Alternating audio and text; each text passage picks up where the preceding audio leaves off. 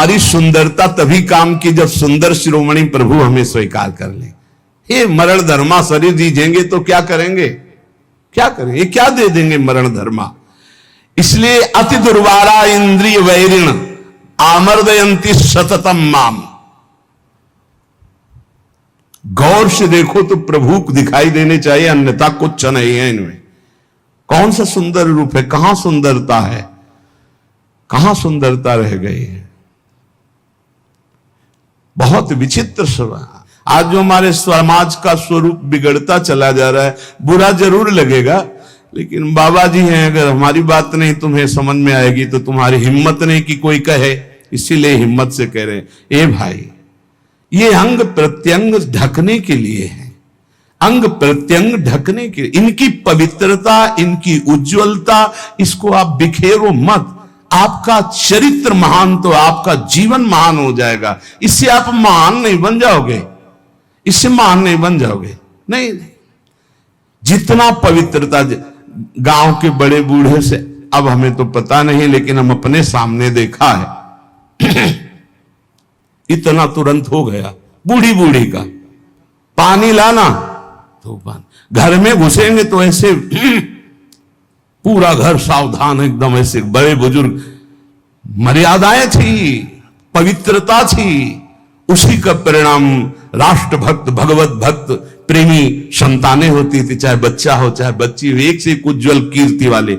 आज बच्चा बच्ची ऐसे हो रहे हैं, अपने माता पिता को पीट रहे हैं, अपमानित कर रहे हैं, मनमानी आचरण कर रहे हैं, और कह दो तो ऊपर से अंकुश आ जाए। तुम होते कौन हो कहने वाले, कौन होते हो कहने वाले? कोई किसी को कह नहीं सकता। नहीं, हम इसलिए कह सकते हैं कि हम शास्त्र, संत, गुरुजन, इनका अधिकार है समाज पर, और समाज का इनके ऊपर अधिकार है। अगर हम गलत हैं तो पूरा समाज विरोध कर सकते हो, और अगर तुम गलत हो तो हम पूरे समाज का विरोध कर सकते हैं। धर्म के मार्ग का उपदेश करने वाला धर्मेश, जो धर्म गुरु पर बैठा हुआ या उपदेश करता, अगर गलत है तो पूरा समाज उसका विरोध करने का अधिकार रखती है, और अगर वो समाज को सुधारने के लिए तो पूरे समाज का विरोध करने का वो अधिकार रखता है। ऐसा नहीं कि 10,000 एक पक्ष में हो गलत मार्ग में, तो वो अकेला ब्रह्म ऋषि 10,000 का विरोध कर सकता है। धर्म शास्त्र ऐसा आदेश करता है। आप विचार करके देखो, भगवान श्री राम जी को आदेश हुआ, तापस वेश विशेष उदासी 14 वर्ष राम वनवासी। भगवान नंगे पैर सारी, लेकिन कैसी मर्यादा से सिया जी को, जहां नाव पे चढ़ाना है तो सीय चढ़ाई चढ़े रघुराई। आगे जानकी जो हर व्यवस्था, हर सोच, थोड़ी सी चूक जानकी जी की तरफ से लीला विस्तार के लिए लक्ष्मण जी को उपस्थित वचन दिला के गए थे कि एक क्षण के लिए जनक नंदिनी को अकेला मत छोड़ना, पर जानकी जी ने जाओ, राम जी संकट में, दोनों का काल के भी महाकाल का संकट कौन, माता आप ऐसे वचन मत बोलो। तो उनका, आप मुझे समझ में आ रहा है भगवान कोई लीला करना, ऐसे रेखा खींची और कहा मां इस रेखा को क्रॉस मत करना, इस रेखा को किसी की सामर्थ्य नहीं त्रिभुवन में कि क्रॉस करके आपको छू ले। लेकिन और लक्ष्मण रेखा को पार हर समय। तो आप इन बातों पर ध्यान दीजिए। रामचरितमानस की कैसी पोशाक होनी चाहिए, कैसी व्यवस्था होनी चाहिए, कैसी चाल ढाल होनी चाहिए, हमारा जीवन कैसे मंगलमय हो सकता है। उस पवित्रता का ही प्रभाव था कि इतना त्रिभुवन को भयभीत कर देने वाला रावण जानकी जी के सामने नेत्र नहीं मिला सकता था, और अशोक वाटिका में जाके रखा, बार बार मनाता रहा, और जब उठाया था तो ऐसे नहीं उठाया था, सीता चरण बंदी सुख माना। हे जगत जननी, मैं जानता हूं यद्यपि मैं जो कृत्य कर रहा हूं अपने विनाश के लिए, अपने मंगल के लिए कर रहा हूं, पर मैं जानता हूं कि आप कौन हैं, इसलिए मेरा प्रणाम स्वीकार करें। और जब तक आप लंका नहीं पहुंचते तब तक हम असुरों का उद्धार होगा ही नहीं, इसलिए हम अपने उद्धार के लिए आपको ले जा रहे हैं। और ले जाकर के अशोक वाटिका में रखा था, ना कि जहां महल में और रानियां थी वहां भी रख सकता था, लेकिन नहीं, शुद्ध अशोक वाटिका में। और राक्षसियों का पहरा, और त्रिजटा जी को जानता था, वो कोई साधारण नहीं था। जिस समय खर और दूषण मारे गए, सूचना पहुंची, खरदूषण मारे गए। अच्छा, खरदूषण मूषम बलवंता मार सके को बिनु भगवंता, बिना भगवान के इनको कोई, भगवान आए तो भजन न होए तामस देहा। मैं राक्षसी स्वभाव का तामसिक वृत्ति का हूं, भजन तो होगा नहीं। अब कैसे इनसे, अब इनसे मन वचन कर्म से बैर करूंगा और बैर के द्वारा परम पद प्राप्त। और ऐसा दृढ़ निश्चयी कि जब गर्दन अंतिम में कटी तो कहा राम रन हतो पचारी। श्रद्धा से लई बैर से पुकारा, कहा राम रन हतो पचारी। जिस समय जनकपुर में यज्ञ हो रही थी, धनुष यज्ञ, सब पहुंचे थे, ये भी पहुंचा, बाणासुर भी आए हुए थे। कुछ मांगलिक गुरु चर्चा हुई, क्योंकि दोनों के गुरु एक ही हैं, भगवान शिव। कहा आप भी तो धनुष उठाने आए? बोले नहीं, इस धनुष उठाने में कौन सी बात है? जब 20 बार कैलाश सहित भगवान शिव और पार्वती को उठा लिया तो उनका यह धनुष है। मैं धनुष उठाने नहीं आया, मैं धनुष उठाने वाले को निमंत्रण देने आया हूं। बोले कौन है यहां धनुष उठाने वाला? बोले पहले भगवान श्री राम जब विश्वामित्र जी के साथ पधारे तो रावण ने दृष्टि मिलाई और कहा कि ये नेह निमंत्रण नहीं दे रहा हूं, ये बैर निमंत्रण दे रहा हूं। ये धनुष आप ही भंग करेंगे, सीता जी आपको ही मिलेंगी, लेकिन मैं सीता का अपहरण करूंगा और तुम्हें रुलाऊंगा, और तुमको ये जो टांगे हुए सारंग धनुष, इसी से निकले हुए बाणों से संपूर्ण लंका का उद्धार करना होगा। मैं यही कहने आया हूं। भगवान श्री राम से मानो इशारे में बात की और आरती की अजगौ की, और जनक से कहा इसका भंजन तो दूर रहा, इसको उठाऊंगा भी नहीं, ये मेरे गुरु का धनुष है। प्रणाम करके परिक्रमा करके दोनों चले गए थे। ये अतिरथी वीर बाणासुर और महान पराक्रमी रावण, ये ऐसे उठाए भी नहीं थे। ऐसा नहीं कि उठाने की चेष्टा की, नहीं, ऐसा नहीं, वंदना की, परिक्रमा की और चले गए थे। और भगवान राम को कहा था तुम्हें निमंत्रण देता हूं, आकर पूरी लंका का उद्धार आपको करना है, इसलिए सीता जी से ब्याह तो आप करो और वास मेरे यहां करेंगे, क्योंकि इन्हीं के चरणों के प्रताप से ऐसी अपावन लंका पावन होगी। उन्मत्त में वो कुरते योषित दृष्टि भी दुष्ट मदिरे, जो हमारा शास्त्र कहता है उसको ध्यान दो। कभी किसी भी माता बहन से बात करनी हो तो चरणों में देखो, भगवान तो सर्वत्र विराजमान है। जिस समय भगवान ब्रह्मा जी ने सृष्टि रचना प्रारंभ की तो सनक सनंदन सनातन सनत कुमार प्रकट हुए, उनसे कहा सृष्टि रचो, बोले शब्द ही नहीं, ये शब्द ही नहीं, हमारी सृष्टि में ही नहीं, हमारे चिंतन में ही नहीं। हर समय समाधिस्थ हरिशरणम। फिर और ऋषि प्रकट किए, सब अपने स्वरूप में स्थित। तब फिर अपने शरीर के 2 भाग किए, एक में महाराज मनु और एक में शतरूपा। फिर ये परस्पर ऐसा आकर्षण प्रकट हुआ जिससे सृष्टि वर्धन, नहीं सब ब्रह्म स्वरूप, सब भजनानंदी, भजन में ही डूबने के लिए। तब ब्रह्मा जी ने अपने शरीर के 2 भाग किए, वामांग से शतरूपा और दाहिनी भाग से महाराज मनु, और यहां से फिर ये मैथुन सृष्टि प्रकट हुई। जिसे भगवत मार्ग में, चाहे वो गृहस्थ हो या विरक्त, गृहस्थ है जिससे पाणी ग्रहण मात्र किया उससे, विरक्त है तो संपूर्ण चराचर जगत में अपने इष्ट का भाव रखते हुए चलना है। नहीं तो अति दुर्वारा इंद्रिय वैरिण आमर्दयंती सततम माम। देखो, जब अच्छा साधक कहीं गड़बड़ हो जाता है तो वो अपने जीवन को ही नष्ट कर देता है। यही अपने वृंदावन की बात है कि उधर पानी घाट की तरफ कोई साधक एकांतवास करता। अभी हमसे कल प्रश्न हुआ कि नए साधक को एकांतवास करना चाहिए या सत्संग साधु समागम। तो हम कहा नए साधक को सत्संग साधु समागम करते हुए थोड़ा समय एकांतवास करना चाहिए। जैसे आप आ रहे तो घंटे 2-4 घंटे 6 घंटे आपका एकांत में कमरे में भी, और हर समय आप घेरे के अंतर्गत हो।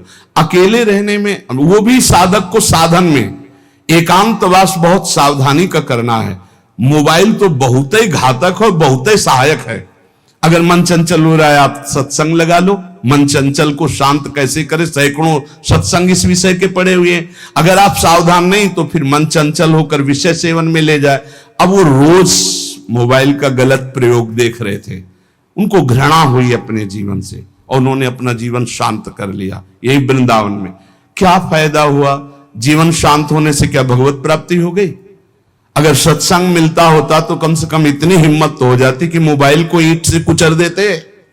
अपने को क्यों शांत किया? अपने को तो आज सुधारा जा सकता है, अपने को तो बचाया जा सकता है विषय सेवन से। इसलिए बहुत सावधान, नहीं कभी आपका मन जो गलत मार्ग में शिक्षा दे रहा वही आपको नष्ट कर देगा। बहुत सावधान।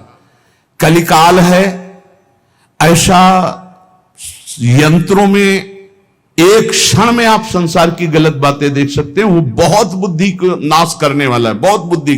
छोटे छोटे बच्चे बताते हैं कि हमारी दुर्दशा इससे हो गई।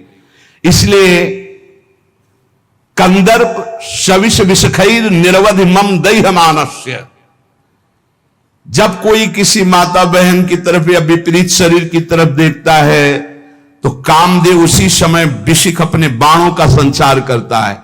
हाय, कैसे उसे शांति मिल सकती है जिसके हृदय को काम ने बेध दिया है, क्योंकि सतत चिंतन उसका चालू हो जाता है और बड़ी दुर्दशा हो जाती है, बड़ी दुर्दशा हो जाती है। मतलब इतना दुर्दशा और किसी विकार से नहीं होती जितनी काम विकार से होती है। इसलिए गोस्वामी जी ने भगवान से प्रियता के लिए मांगा है, काम ही नारी प्यारी जिम लोभी जिम प्रियदाम। तो उपासक सावधान रहे।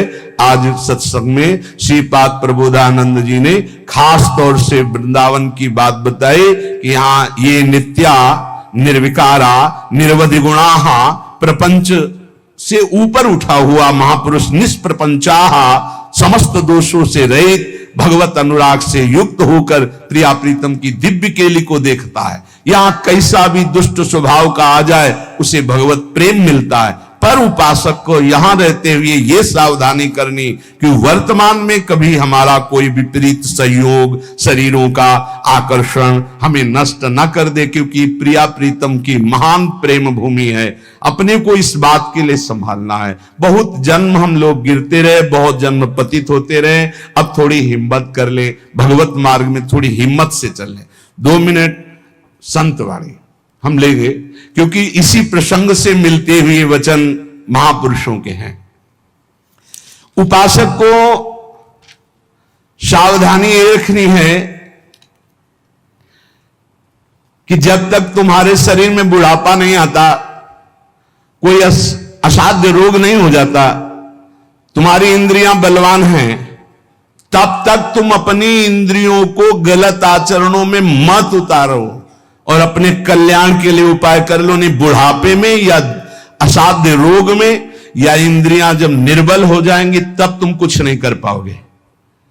जो मनुष्य दूसरे प्राणियों के शरीरों की हिंसा करके या हिंसा करवा के या हिंसा का अनुमोदन करके अपने शरीर को पुष्ट करता है, जैसे पशुओं को लाके काट के फिर खाना, बोले हम काटते तो नहीं, दुकान से ले आते हैं। तो दूसरा, हम लाते भी नहीं है, मंगवा लेते हैं।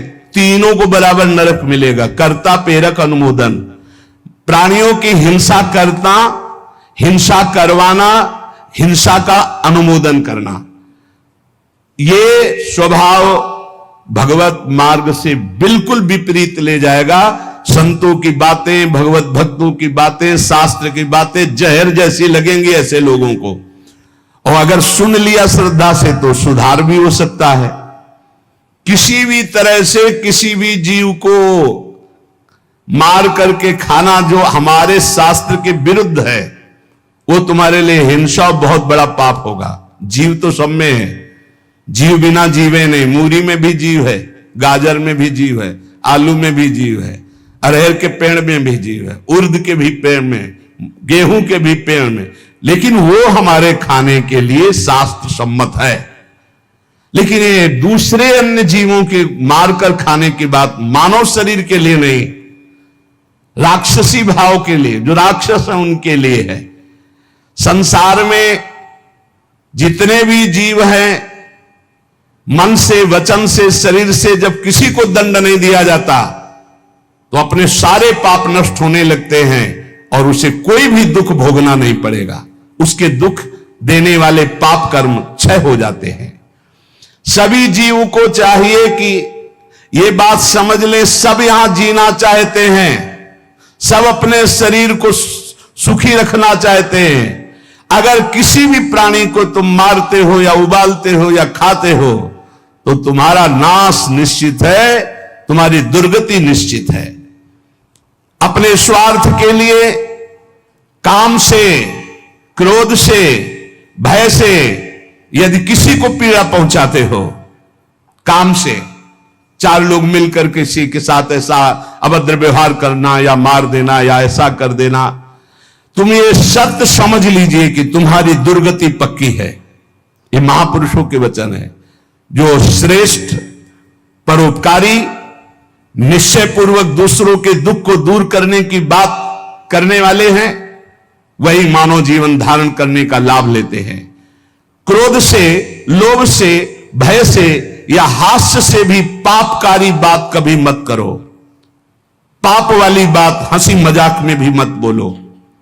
जो साधक आत्मज्ञान प्राप्त करना चाहता है उसे चाहिए सत्य बोले, परमित बोले, थोड़ा बोले और संशय रहित बोले, परिपूर्ण स्पष्ट बोले, अनुभूत बोले और वाणी को चंचल ना होने दे, मर्यादा से बोले।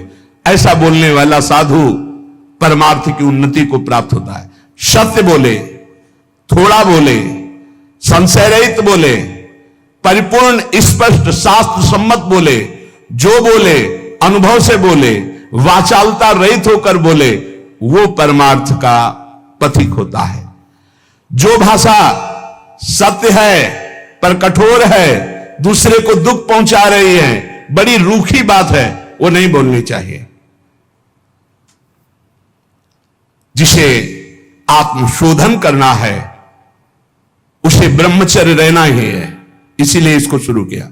जिसे ब्रह्मचर्य रहना है उसे शरीर को चिकना बनाना, श्रृंगार करना, यह सब छोड़ देना चाहिए। काय को इसको अभी कुछ दिन बाद शरीर छूट जाएगा, फिर लकड़ी में जलेगा भाई।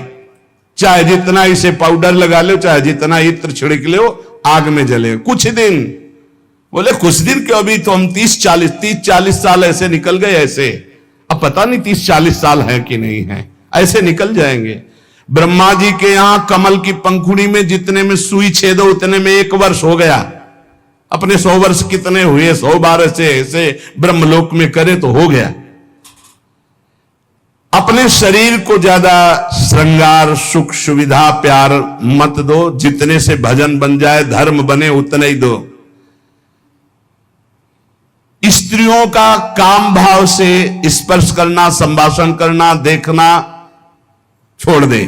यदि आत्मशोधन करना है स्त्री साधक को पुरुष साधक से, काम भाव से, कैसे, किसी भी तरह से, बहुत सावधानी के विषय से आपको खुद निर्वाह करना है, कोई दूसरा निर्वाह करने वाला नहीं, दूसरे को सफाई देने की जरूरत नहीं। तीसरी बात, पहला है शरीर का श्रृंगार, दूसरा है स्त्रियों से संसर्ग, संभाषण, बातचीत आदि आदि। तीसरा है पौष्टिक और स्वादिष्ट भोजन। ये महान भयंकर हैं 3 बातें जो साधक को नष्ट कर देती है। शरीर का श्रृंगार करना, माताओं बहनों से काम भाव से युक्त होकर किस तरह का व्यवहार, बातचीत, ऐसा आप सफाई पेश कर सकते हैं। भैया सफाई पेश करने की बात नहीं, आप खुद देख लीजिएगा। आपका अगर दृष्टि ठीक है, आपका भाव ठीक है, आपका व्यवहार ठीक है भगवान को साक्षी करके, तो कोई दोष नहीं है। लेकिन यदि आप अंदर से दूषित हैं तो आप बचिए। और स्वादिष्ट बलिष्ठ भोजन, आत्मशोधन करने वाले उपासक को जरूरत नहीं, कोई जरूरत नहीं। ये घी, रबड़ी, रसगुल्ला, दूध और ये बादाम, पिस्ता, ये गृहस्थों के लिए बने, ये भगवत मार्ग के पथिकों के लिए नहीं। उनके लिए नाम रूपी बल, ब्रह्मचर्य का महान ताकत, एक अद्भुत बल, एक अद्भुत उत्साह, एक अद्भुत तेज बना रहता। बादाम में थोड़ी है, हलवा में थोड़ी है। बादाम हलवा खा के तो बेकार हो जाओगे। शुद्ध सात्विक थोड़ा अन्न एक बार डाल लिया शरीर पोषण के लिए, बस जल, व्यायाम, प्राणायाम, ब्रह्मचर्य, इससे बहुत बड़ा बल प्राप्त होता है। हमें निरंतर मन को वश में करना, मन को वश में करने के लिए ये शारीरिक बल की जरूरत नहीं है। शारीरिक बल तो अपने आप बना रहता है। उत्साह, एक आत्मिक शक्ति, एक बल, एक अलौकिकता रहती है, ये निकृष्ट आचरण करने से नहीं। स्वादिष्ट और पौष्टिक भोजन की कोई आवश्यकता नहीं ब्रह्मचारी के लिए कि 5 चम्मच उसमें दाल में घी डाल के और इस सब कर, फिर कैसे हजम करोगे।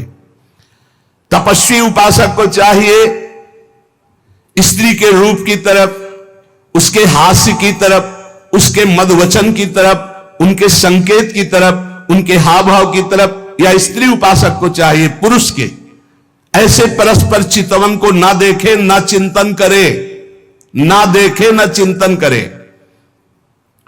परस्पर विरोधी शरीर को राग पूर्वक देखना, उनके अंग प्रत्यंगों का चिंतन करना, उनकी बातें करना, ये ब्रह्मचर्य कदापि नहीं रह सकते जो ऐसे आचरण वाले लोग हैं। ब्रह्मचर्य व्रत में रत रहने वालों को अत्यंत सावधानी पूर्वक अपनी इंद्रियों को दर्शन, संभाषण, चिंतन से बचाना है। जो भिक्षुक ब्रह्मचर्य का आनंद प्राप्त करना चाहता है, उसको अच्छे अच्छे पदार्थों के स्वाद पाने वाली जिह्वा पर काबू करना होगा।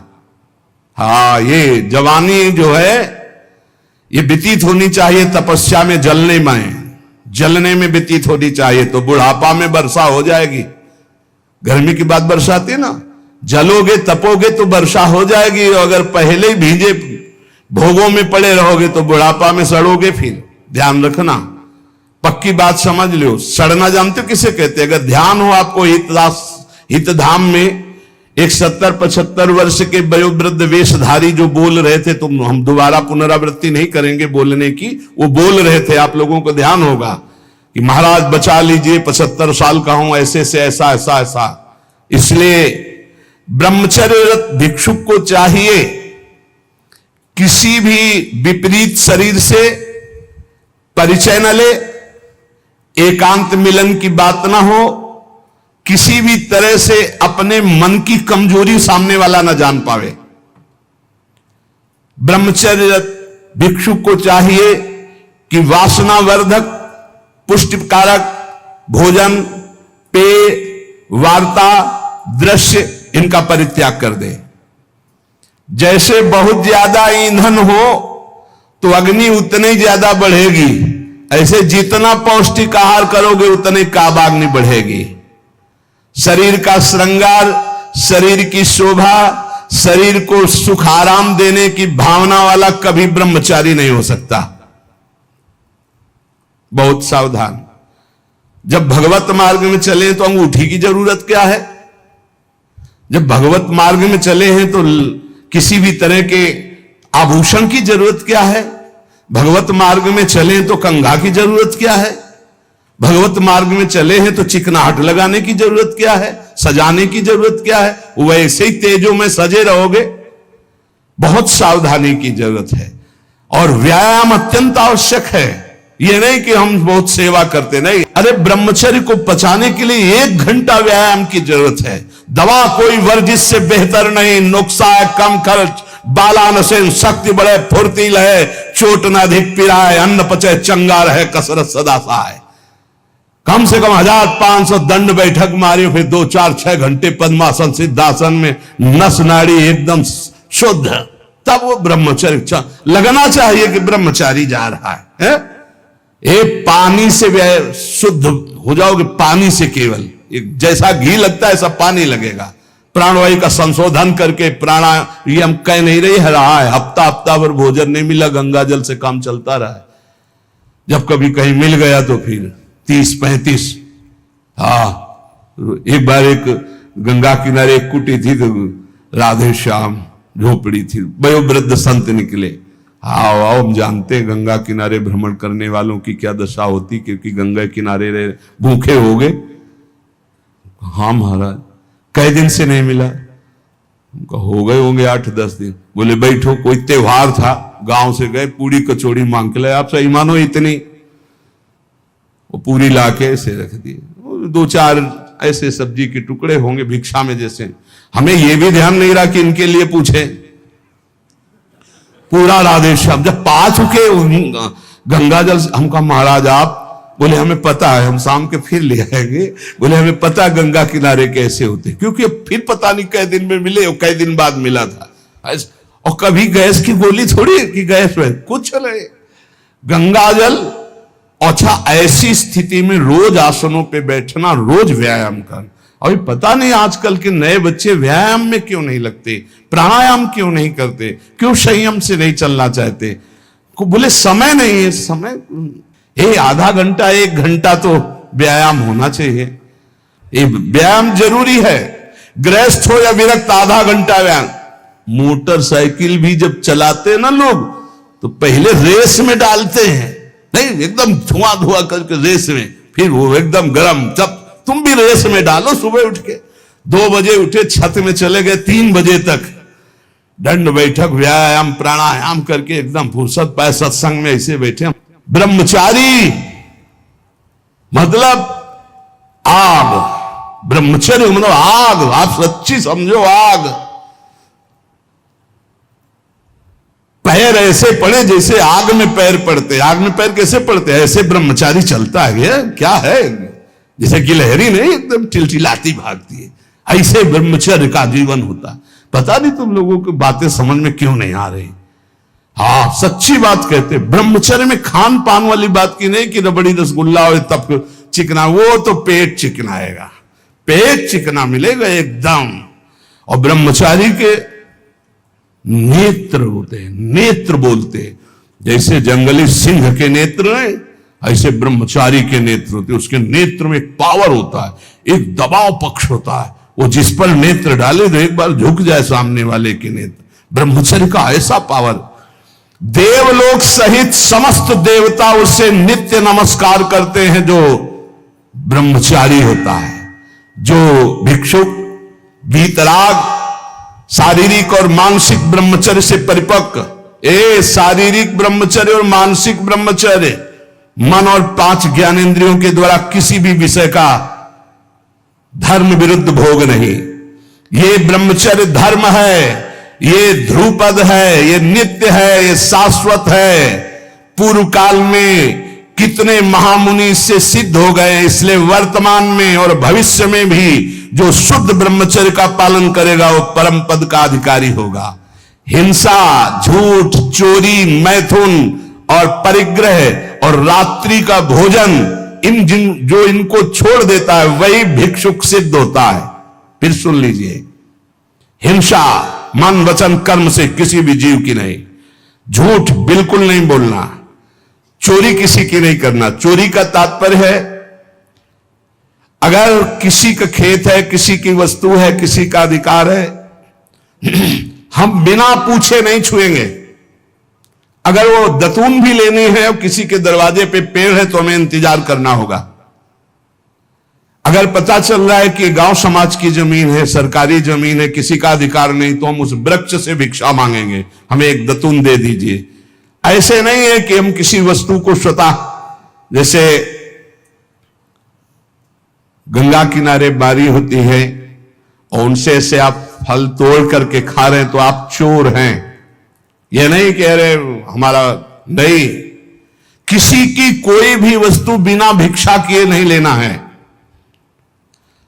आगे है मैथुन का पूर्ण त्यागी वीतराग परमहंस, बैरागी, किसी भी तरह के अष्ट मैथुनों में से एक भी नहीं। और परिग्रह, दान नहीं, इसीलिए भिक्षा शब्द है। तुम हमें दे रहे हो, हम नहीं लेंगे, हमें जरूरत होगी हम मांग लेंगे, हम भिक्षुक हैं। ये उपासकों की, अच्छे जो उपासक उनकी रहनी होती, ले 100 रुपया नहीं जरूरत है हमें, आधा घंटा बाद जरूरत होगी तो हम किसी से मांग लेंगे। भाई अगर हमें जहां लगेगा तो हम 5 लोगों से मांग लेंगे अगर जरूरत है, लेकिन हम तुम्हारे देने पर नहीं लेंगे। तुम्हारे देने पर दान होगा और हमारे लेने पर भिक्षा होगी। हमें जब आवश्यकता होगा, जहां से श्री जी प्रेरित करेंगे, हम मांग लेंगे, हमें नहीं चाहिए। हिंसा, झूठ, चोरी, मैथुन, परिग्रह और रात्रि का भोजन, ये साधक कभी रात्रि में भोजन न करे। और सूर्य अस्त होने के 30 मिनट पहले या 30 मिनट बाद, बस इसके आगे नहीं जाना चाहिए। जिसको ब्रह्मचर्य रहना है, साधना में रहना है, एक 9, 10, 11 बजे आराम से आप खूब बतरा बतरा के अच्छे अच्छे पदार्थ पा रहे हो, ये सब साधना के खिलाफ बात है। अगर इस समय भोजन नहीं होता 4, 5, 6 सूर्यास्त के 30 मिनट पहले और 30 मिनट बाद तक, फिर आप पानी पी के काम चलाओ या दुग्ध ले लो 200-250 ग्राम। भोजन भरपेट मत करो, क्योंकि हमें 1 बजे रात्रि से जगना है, 2 बजे रात्रि से जगना है, हमें साधना में लगना है। और ठसाठस 11 बजे तक यहां पा लिए तो 10-11 बजे तक के लिए वो प्रमाद स्थिति पैदा कर देगा। रात्रि का भोजन निषेध है साधु के लिए, या तो सूर्यास्त होने के पहले या बस सूर्यास्त होने के बाद ही 30 मिनट बाद तक, मतलब 7, बहुत बहुत अधिक 7:30, 8, इसके आगे नहीं। 9, 10, 11, 12 ये सब नहीं। गृहस्थों की बात अलग। वीतराग परमहंसों का हमने स्वभाव देखा है, सूर्यास्त होते होते जो कुछ, बस फिर इसके बाद शांत। ये रात्रि का भोजन तो एकदम निषेध है, 8 के बाद तो पाना ही नहीं चाहिए, ये नियम बना लो। ये 5 कारण होने पर, उपदेश मिलने पर भी वो अपने जीवन में नहीं उतार पाता है। अभिमानी होने से, क्रोधी होने से, प्रमादी होने से, असाध्य रोगी होने से या भोगी होने से। ये 5 दोष होने के कारण गुरुजनों के उपदेश अपने जीवन में नहीं उतार सकता। अभिमानी होने से, क्रोधी होने से, प्रमादी होने से, असाध्य रोगी होने से या भोगी होने से। जो ब्रह्मचर्य नहीं रह पा रहा है, जो भोगी है, वो गुरु के उपदेश नहीं धारण कर सकता। जो असाध्य रोगी है वो बेचारा असमर्थ है, और जो प्रमादी है वो नहीं, और जो क्रोधी है वो नहीं, और जो अभिमानी है वो नहीं। जो गुरु की आज्ञा का पालन करता है, उनके इशारों को समझता है, उनकी आज्ञा में अपने प्राण समर्पित किए हैं, उसके अंदर संपूर्ण भागवतिक सद्गुण प्रकाशित हो जाते हैं। इसलिए उद्धत ना हो, नम्र रहो, चपल ना हो, शांत स्थिर रहो, मायावी मत बनो, सरल रहो, कोई नौटंकी नाटक नहीं, कौतूहली मत बनो, गंभीर रहो, किसी का तिरस्कार मत करो, सबको सम्मान दो, किसी से क्रोध वार्ता मत करो, क्षमा करो, अपने मित्रता का व्यवहार सुरक्षित रखो, शास्त्र का अध्ययन करो, पर शास्त्र के ज्ञान का घमंड मत करो।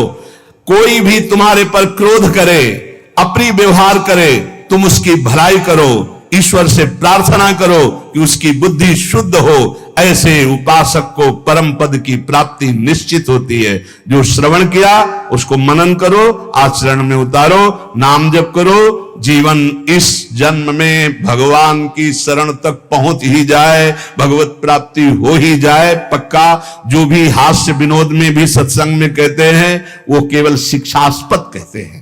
किसी का नीचा दिखाना या किसी का उपहास करना हमारा लक्ष्य नहीं, लेकिन आप उपहासपद आचरण ना करें। आप ऐसा कोई पहनावा, ऐसा कोई खान पान, ऐसा कोई नाटक ना करें जो हमारे सनातन धर्म के विरुद्ध है, जो हमारे शास्त्र के विरुद्ध है। उससे आपका पतन हो जाएगा, पक्का समझो। बहुत बड़ा प्रभाव होता है सात्विक आहार, सात्विक भेष, सात्विक चिंतन, इससे बहुत उन्नति होती है। और असात्विक आहार, असात्विक भेष, असात्विक मन माने आचरण, इनसे बहुत पतन हो जाता है। इतना पतन हो जाता है, आप सोचो, जिन माता पिता परिवार को प्राणों से अधिक प्यार किया जाता है, बुद्धि भ्रष्ट हो जाती है, काम से पीड़ित होकर वो अपने परिवार के गले काट देता है, भाग जाता है दूसरे पुरुष के साथ या दूसरी स्त्री। ये क्या बुद्धि भ्रष्ट हो गई। जिनकी पूजा करनी चाहिए उनकी हत्या कर देते हैं, जिनको हमें शीश पर आज्ञा उनके शीश उतार लेते हैं। ये बुद्धि भ्रष्ट हो जाती है। आप देख लो, समाज में देख लो क्या हो रहा है। इसीलिए हम अगर विनोद में भी कोई बात कहते हैं तो तुम्हारे मंगल के लिए कहते हैं। किसी को कभी कुछ चुभे, कभी कुछ कोई शब्द चुभे, उसका विचार करना वो बहुत ही कड़वा होगा, लेकिन आपको स्वस्थ करने लायक होगा। जैसे कुछ ऐसी औषधियां होती, कुछ ऐसे चूर्ण होते हैं, बड़े कड़वे होते हैं, नीम जैसे लगते हैं, लेकिन वो आपका परम मंगल करते हैं। इसलिए प्यारे, हमारा किसी को दुख पहुंचाना उद्देश्य नहीं, हमारा उद्देश्य तुम्हें परम सुख प्रदान करना। पर तुम अपनी स्थिति को, अपने धर्म को, अपने आचरणों को भूल गए और मनमानी आचरण कर रहे हो, इसलिए तुम्हें जरूर बुरा लग सकता है। जैसे शास्त्रों में बार बार ये आकर्षण की निंदा की गई। अब अज्ञान के कारण, न जानने के कारण, उस शास्त्रों को कहते हैं स्त्री की शरीर की निंदा की, तो किसी के शरीर की कोई कौन सी वंदना की गई है? पुरुष का शरीर चाहे स्त्री का शरीर है तो पांच भौतिक परस्पर आकर्षण की निंदा की गई, परस्पर अधर्माचरण की निंदा की गई। अगर आप शास्त्र सम्मत बातों को विचार करके देखें तो आज जो हमारी दुर्दशा हो रही वो शास्त्र न मानने से हो रही, शास्त्र की आज्ञा का पालन न करने से हो रही। प्रातः काल उठ करके भूमि के चरण छूकर बड़े बुजुर्गों को नमस्कार करके भगवत आराधना करके अपनी दिनचर्या में जाते, उनका देखो कैसा आचरण होगा। जो सुबह से ही उठे गंदे आचरणों का चिंतन, गंदी वार्ता, गंदी क्रियाएं, पशुता छा गई है। इसलिए प्यारे, आज किसी भी प्रलोभन से यदि हमारा मन लुभायमान होगा तो हम शास्त्र की सही बात तुम्हें नहीं बता पाएंगे। और अगर हमारा उद्देश्य आपको भगवत प्राप्ति कराना है, आपका मंगल कराना है, तो निर्भय होकर दहाड़ते हुए आपसे कहेंगे, और आप प्यार से सुन लेना। थोड़ा कड़वा लगेगा लेकिन आपको बहुत ठीक कर देगा। ये सुदर्शन चूर्ण है, बड़ा कड़वा होता है सुदर्शन चूर्ण, लेकिन जिसका बुखार ना उतरता हो, नियम से सुदर्शन चूर्ण पाए, उसका बुखार उतर जाएगा। ऐसे ये जो माया का बुखार है ना, सत्संग रूपी सुदर्शन चूर्ण पाओगे, ये उतर जाएगा। नाम जप करो, सत्संग में कभी बुरा मत मानना। साधु शास्त्र और गुरुजनों की बातें ये सदैव परमार्थ की उन्नति पर चढ़ाने वाली होती है। एक बार हृदय को सुनाना, ऐसा कि कड़ुआ सुन करके मुझे विचार हो कि मेरे जीवन में गंदगी क्या है और उसे दूर करना है, तो आपको अच्छा लगने लगेगा। शास्त्र जब बोलता है तो सत्य बोलता है, धर्म प्रिय बोलता है, उसमें आपका परम मंगल छुपा होता है। इसलिए कभी कभी कोई बात ऐसी उपहासास्पद या कड़वी लगे तो आपके मंगल के लिए तस्मात् शास्त्रम प्रमाणम है। और जहां कभी किसी को संशय लगे कि आपने बात कही थी कहां से प्रमाणित है, तो आप हमसे हृदय से पूछ लेना। वो कहीं न कहीं लिखी होगी, आप देख लेना, कहीं न कहीं लिखी होगी। सात्विक कैसे वस्त्र धारण करने चाहिए शास्त्र आज्ञा करता है। चाहे पुरुष हो चाहे स्त्री हो, वस्त्रों का बहुत प्रभाव है। कैसे आपको श्रृंगार करना है शास्त्र आज्ञा करता है। पातिव्रत धर्म का पालन करने वाली सौभाग्यवती पत्नी अपने पति को रिझाने के लिए षोडश श्रृंगार करती है, बाहर नहीं। बाहर वो गंभीरता पूर्वक कुछ ऐसे सौभाग्य चिन्ह धारण करके सौम्य भाव में रहती है। ऐसे जो आदेश हुए उनसे हमारे धर्म की रक्षा होती है, उनसे हमारी मानसिकता पवित्र रहती है। लेकिन पातिव्रत धर्म, एक पत्नी व्रत धर्म जो शास्त्राज्ञा करता है, या ब्रह्मचर्य व्रत धर्म अब ग्रंथों में लिखे रह रहे, कोई बिरला इन बातों को समझ रहा है नहीं। विदेशी आचरण हमारे देश में पधार रहे, ये जो धर्म स्थलियां हैं विदेशी भाव आ रहे। तो हमें लगता है सत्संग ही है एक जो तुम्हें डांट सकता है, सत्संग ही है एक जो तुम्हें झकझोर सकता है, सत्संग ही है जो तुम्हें गिरे हुए को शब्द के द्वारा उठा सकता है। आज गुरु कृपा से, श्री जी की कृपा से हजारों लोग इन्हीं कड़वी बातों को सुन सुनकर उठकर खड़े हो रहे हैं, अपने गंदे आचरणों का त्याग करके भगवत मार्ग में चल रहे। इसलिए सबसे प्रार्थना है, नाम जप करो। जो तुम्हें कड़वा लगे उसे बार बार मनन करो, वो तुम्हारे मन की गंदगी को दूर करके प्रियालाल से मिला देगा। विश्वास करो, प्रियालाल से मिले बिना ये मनुष्य जीवन बिल्कुल व्यर्थ जीवन है। फिर और योनिया देखो, ऐसी गर्मी हो रही, पानी जगह जगह, छोटे छोटे सरोवर जो होते थे वो सूख चुके हैं, पानी की बड़ी अव्यवस्था है। सोचो उन पशु पक्षियों को जहां आसपास नदी नहीं है। पहले तो धर्मात्मा लोग छोटे छोटे ऐसे पानी की व्यवस्थाएं करते थे पशुओं के लिए। सैकड़ों जगह वृंदावन में ऐसी नादी बनी हुई थी जिनमें शीतल जल भरा होता था गौओं के लिए। एक जगह भी खोजना मुश्किल हो जाएगा। पशुओं के लिए, पक्षियों के लिए पानी की बड़ी व्यवस्था है। तुम तो मनुष्य बिस्लरी की बोतल खरीद लोगे, उनको कहां से है? विचार करके देखो।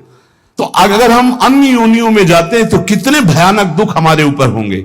जंगलों में पानी सूख रहा है, पानी की कोई व्यवस्था नहीं। बहुत से ऐसे पशु पक्षी हैं जो चल करके जा करके नदी में पानी नहीं पी सकते, उनको वहीं नजदीक पानी चाहिए। कहां पानी की व्यवस्था है? पहले हमने देखा है इसी वृंदावन में बड़े बड़े ऐसे पात्रों में पानी भरा हुआ है पशु पक्षियों के लिए, और नाभि बनी हुई बड़ी बड़ी, उनमें शीतल जल भरा हुआ गौओं के लिए। बड़ी उदारता रहती थी। 50 जगह लोग शीतल मट के लिए जल प्याऊ थे सबको पिलाने के लिए। सब धर्म धीरे धीरे ह्रास होता चला जा रहा है। इसलिए उठो, धर्म के मार्ग में चलो, दूसरों का हित करो, शरीर के सुख की ज्यादा चिंता मत करो। ये लकड़ी में रखकर जलाया जाएगा या गाड़ दिया जाएगा, इससे कमा लो तपस्या, ब्रह्मचर्य, संयम, नियम, नाम जप।